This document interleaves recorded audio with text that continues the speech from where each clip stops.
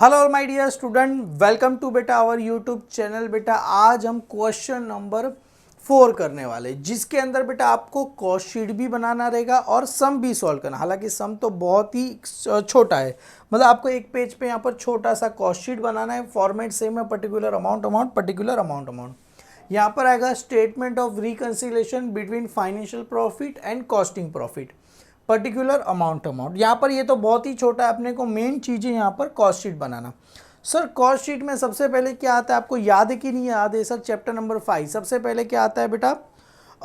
Opening stock of raw material, direct material, direct wages, direct labour, तीनों को add करोगे तो क्या मिलेगा? प्राइम कॉस्ट मिलेगा। फिर फैक्ट्री ओवरहेड तो क्या मिलेगा? वर्क कॉस्ट मिलेगा। फिर ऑफिस एंड एडमिनिस्ट्रेटिव ओवरहेड तो क्या मिलेगा सर? Cost of production. फिर क्या फाइनली क्या आता है? सेलिंग एंड डिस्ट्रीब्यूशन आता है, तो क्या मिलेगा? Cost of cell.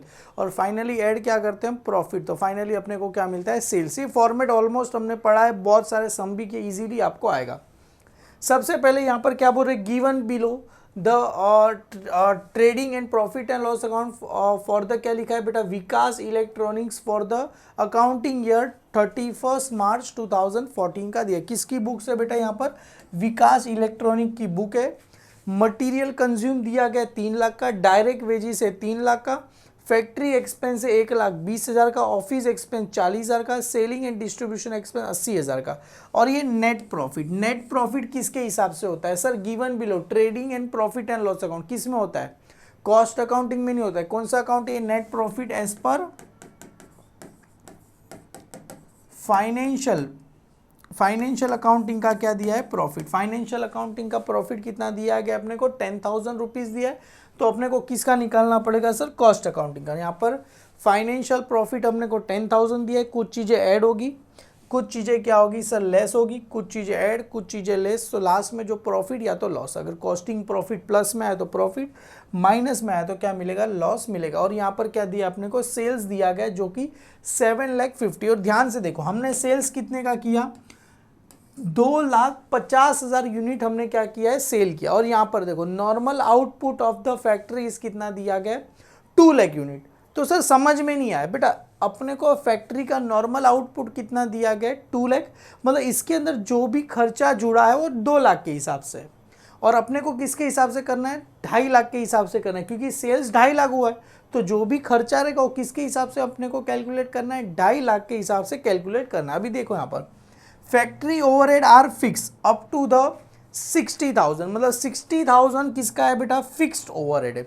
मतलब आपको पता रहेगा सर फैक्ट्री एक्सपेंस में 2 होता है। पहला होता है ये फिक्स होता है, दूसरा क्या होता है सर? वेरिएबल होता है। सेम एज ऑफिस में भी 2 होता है, एक कॉस्ट होता है फिक्स कॉस्ट होता है, दूसरा कॉस्ट होता है वेरिएबल।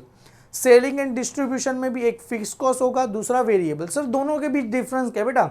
फिक्स कॉस्ट कैसा है? जैसे अपने को 2 लाख यूनिट बना तो फिक्स कॉस्ट सेम ही रहेगा, पर अगर 2.5 लाख यूनिट बना तो फिक्स कॉस्ट क्या हो जाएगा? बढ़ जाएगा। सर फिक्स कॉस्ट का मतलब क्या होता है? जैसे मेरे को ये पानी की बोतल बनानी है, हालांकि 5 रुपए वाली बनाऊंगा तो 5 रुपए जितना प्लास्टिक यूज होगा वो फिक्स कॉस्ट है, उतना तो अपने को देना है। 10 रुपए वाली बनाऊंगा तो 10 रुपए वाला, 20 रुपए वाली बोतल बनाऊंगा तो 20 रुपए वाला प्लास्टिक, 20 रुपए का प्लास्टिक यूज होगा, मतलब कम ही होगा।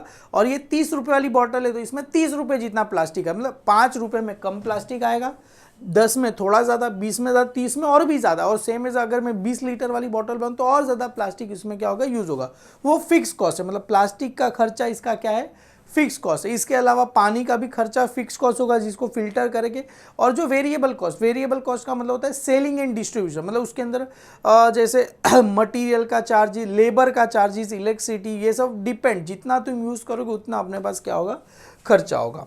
Selling and distribution are fix to the extent of 50,000 and rest are variable. मतलब सेलिंग एंड डिस्ट्रीब्यूशन का कितना है? फिक्स 50,000 है। बाकी prepare statement of reconciliation profit as per cost accounting and financial accounting के हिसाब से अपने को करना है। कोई बात नहीं, सबसे पहले यहाँ पर आ जाते बेटा, ये हमने को फाइनेंशियल अकाउंटिंग के ऊपर दिया गया, अपने को यहाँ पर बनाना है कॉस्ट अकाउंटिंग का। तो कॉस्ट अकाउंटिंग में सबसे पहले हम कॉस्ट शीट बनाते हैं। सबसे पहले यहाँ पर क्या आएगा? मटीरियल कंज्यूम, मतलब डायरेक्ट मटीरियल कितने का दिया गया सर? 3 लाख रुपए का दिया है, तो यहां पर आ जाएगा डायरेक्ट मटेरियल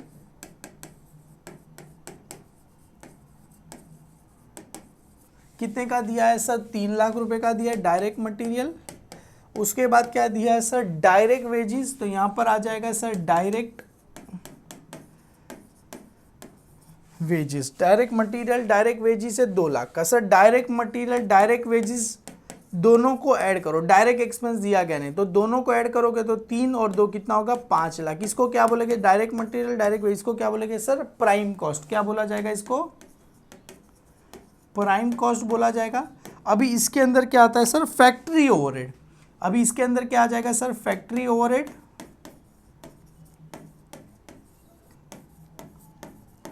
फैक्ट्री ओवरहेड के अंदर 2 होता है सर, फैक्ट्री ओवरहेड के अंदर 2 होता है सर। पहला होता है सर वेरिएबल और सेकंड होगा सर फिक्स। समझ में आ रहा है, वेरिएबल और फिक्स।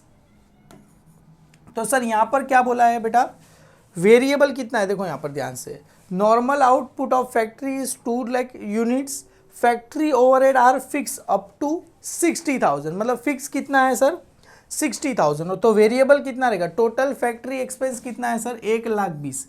1,20,000 में से फिक्स कितना है 60,000, तो वेरिएबल कितना रहेगा सर 60,000। मतलब 1,20,000 में से अगर मैं 60,000 क्या करूं माइनस करूं तो वेरिएबल कितना है 60,000। तो सर फिक्स कितना है 60,000 है। पर याद रखो देखो ये जो 60,000 जो अपने को फिक्स है वो किसके हिसाब से दिया गया, अपने को किसके हिसाब से दिया गया, 2 लाख के हिसाब से दिया गया। ये जो 60,000 अपने पास जो ये फिक्स कॉस्ट है वो कितने यूनिट के, ये आपको जस्ट समझाने के लिए लिख रहा हूं, कितने यूनिट्स के हिसाब से दिया गया है 2 लाख यूनिट्स के हिसाब से। क्योंकि ये जो नॉर्मल आउटपुट ऑफ फैक्ट्री कितना है 2 लाख।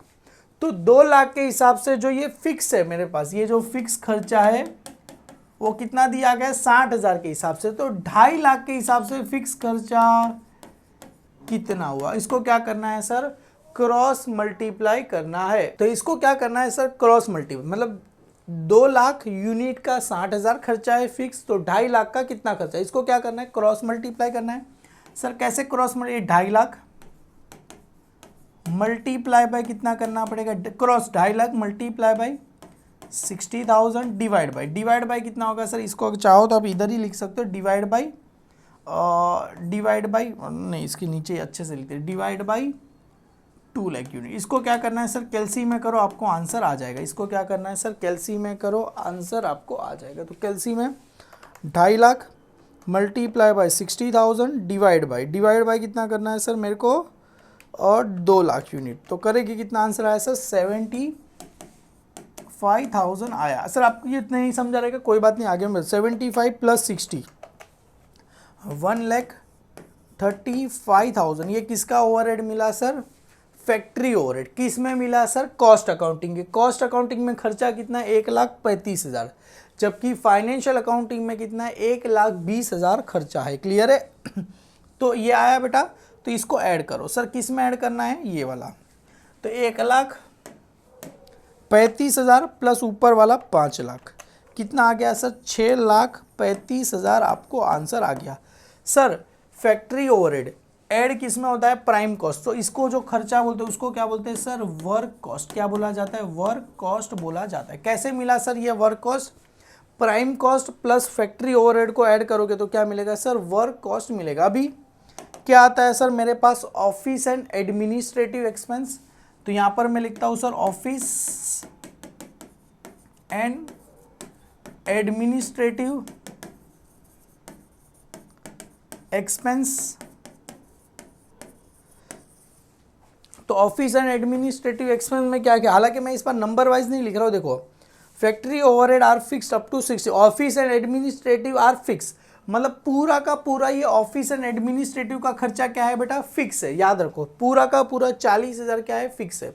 तो देखो यहाँ पर हमने वापिस से यहाँ पर कर दे, ये इसको ऐसे ही मैंने जानबूझ के रखना है। देखो ये 2 लाख का खर्चा, ऑफिस की बात करो, ऑफिस का फिक्स कितना है 40,000।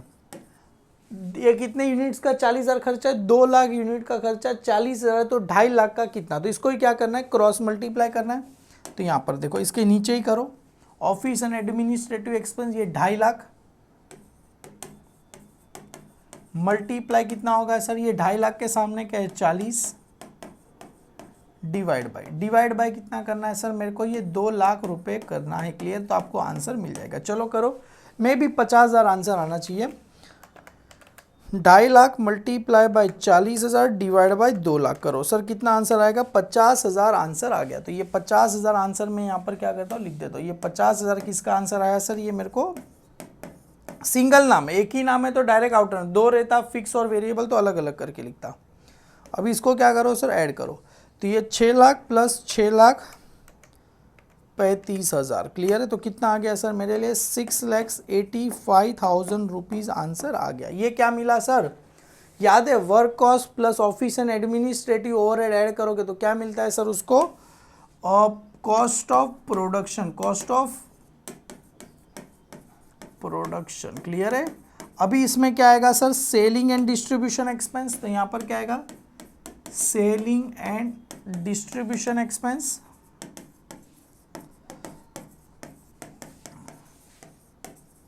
तो सेलिंग एंड डिस्ट्रीब्यूशन में भी दो है सर। पहला क्या है? वेरिएबल है, और सेकंड क्या है बेटा? फिक्स है। तो अभी देखो क्या बोला है, सेलिंग एंड, कहाँ गया? Selling and distribution expense are fix to the extent of 50,000। मतलब फिक्स कितना है बेटा? 50,000 फिक्स, और बचा हुआ क्या है? वेरिएबल। तो ये सेलिंग एंड डिस्ट्रीब्यूशन एक्सपेंस 80,000 है। 80,000 में से 50,000 फिक्स है, माइनस करो तो कितना है वेरिएबल? 30,000। तो ये जो 50,000 फिक्स है ना बेटा, ये कितने यूनिट्स का है? 2 लाख यूनिट्स का 50,000 फिक्स है, तो 2.5 लाख यूनिट्स का कितना हुआ? इसको क्या करना है? क्रॉस मल्टीप्लाई कर देना है। क्लियर है। तो ये 2.5 lakh multiply by 50,000 divide by 2 lakh करो। आंसर कितना आ गया सर?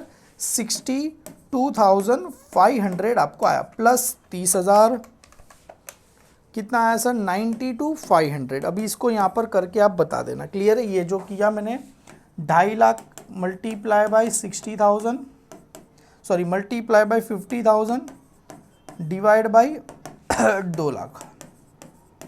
समझ में आ रहा है बेटा?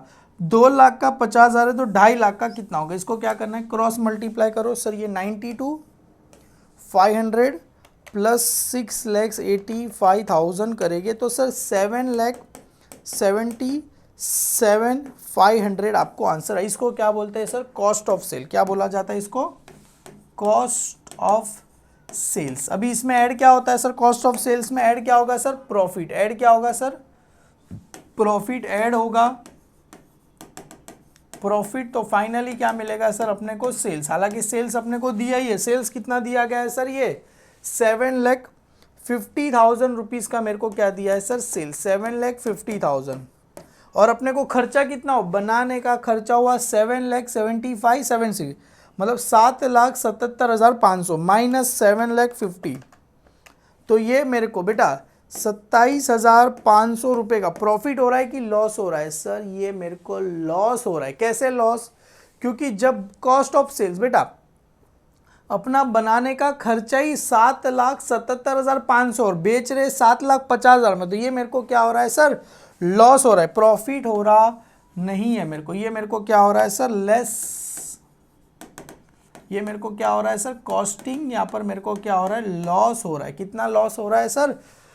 27,500 का क्या हो रहा है? लॉस हो रहा है। एक भी मैं बुक में चेक करूँ, यस सर, कॉस्टिंग लॉस मेरे को हो रहा है 27,500 रुपये का हो रहा है। अभी देखो अपने को सम में फाइनेंशियल प्रॉफिट कितना दिया गया है सर? 10,000 का दिया है। तो यहाँ पर हम लिखेंगे फाइनेंशियल प्रॉफिट 10,000 का। देखो यहाँ पर फाइनेंशियल प्रॉफिट 10,000,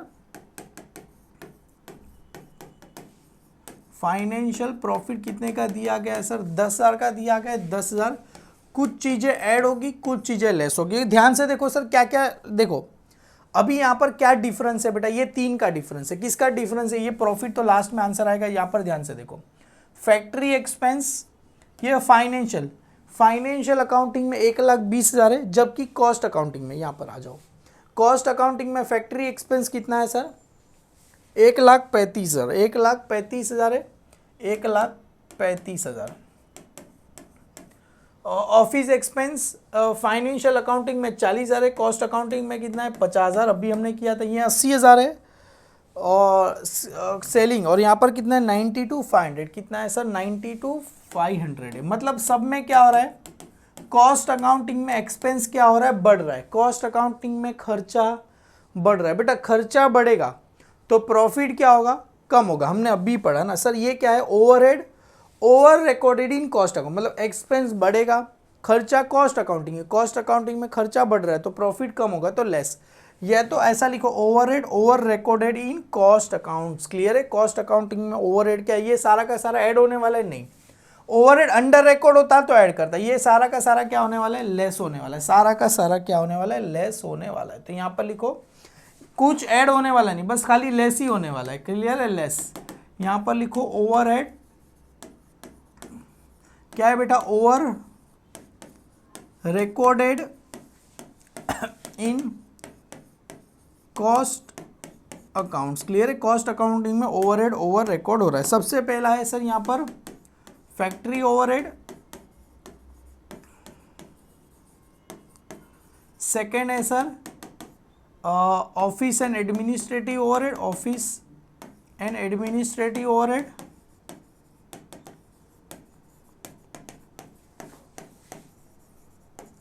और लास्ट में थर्ड आ जाएगा अपना selling and distribution, selling and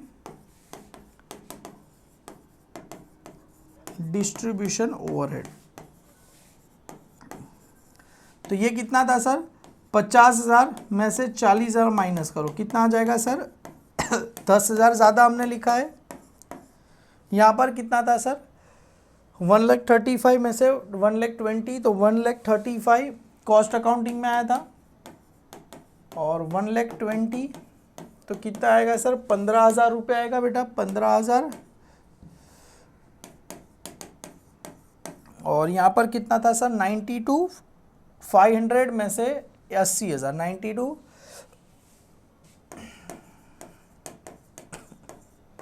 80,000 minus, और आंसर कितना आएगा सर 12,500 आ जाएगा। सबका क्या करना है, प्लस करना है। तो एक काम करो 15,000 प्लस 10,000 प्लस 12,500, सर टोटल कितना आया सर 37,000। इसको क्या करना है सर, माइनस करना है, माइनस करेंगे, इसको क्या करना है सर, माइनस करना है। तो सर 10,000 में से अगर 37,000 में माइनस करूँ तो आंसर 27,500 किस में आएगा सर, माइनस में आएगा, बराबर ना। अरे प्लस कम है माइनस ज़्यादा है तो आंसर किस में आता है सर, माइनस में आएगा। इसको माइनस में आएगा तो क्या बोलेंगे सर, कॉस्टिंग लॉस, क्या बोला जाएगा, कॉस्टिंग लॉस। तो यहाँ पर लिखो सर कॉस्टिंग लॉस। अगर ध्यान से देखोगे तो यही अपने को आया ना, देखो 27,500, इधर देखो सेम आ गया, कॉस्टिंग 27,500 रुपये अपने को क्या आ गया सर, कॉस्टिंग लॉस अपने को मिला। क्लियर है, डन। तो अपना आंसर क्या आ गया, मैच हो गया, 27,500 27,500, मतलब अपना आंसर क्या है सर, राइट है। सर अगर हम कॉस्टिंग प्रॉफिट लेते तो ये जो लेस होने वाला है वो क्या हो जाता, ऐड होता, तो फाइनली यही आता। अगर हम कॉस्टिंग प्रॉफिट लेते हैं यहाँ पर तो उल्टा होता है। ये फाइनेंशियल अकाउंटिंग से किया।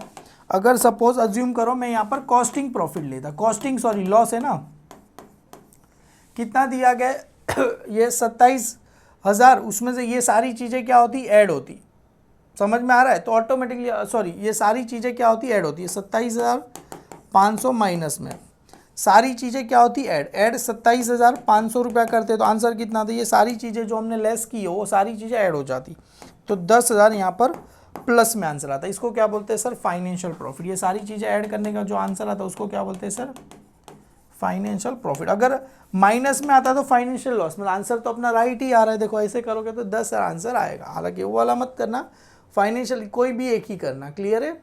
तो यहाँ पर क्योंकि हमने ऊपर लिखा है ना financial profit and costing profit, costing and financial नहीं लिखा, फाइनेंशियल एंड कॉस्टिंग लिखा है। बहुत ही सिंपल है। हालांकि ये सम एग्जाम में कभी कभी आ जाता है, इसके लिए मैंने करा दिया। हालांकि बुक में एक ही सम ऐसा दिया गया है। आगे जो क्वेश्चन नंबर हम 5 से सम करेंगे वो नेक्स्ट लेवल के सम है, वो सारे एग्जाम में आने के ऊपर बेस है। तो बेटा मिलते हैं क्वेश्चन नंबर 5 में। थैंक यू सो मच बच्चों लोग ऐप में जुड़ने के लिए।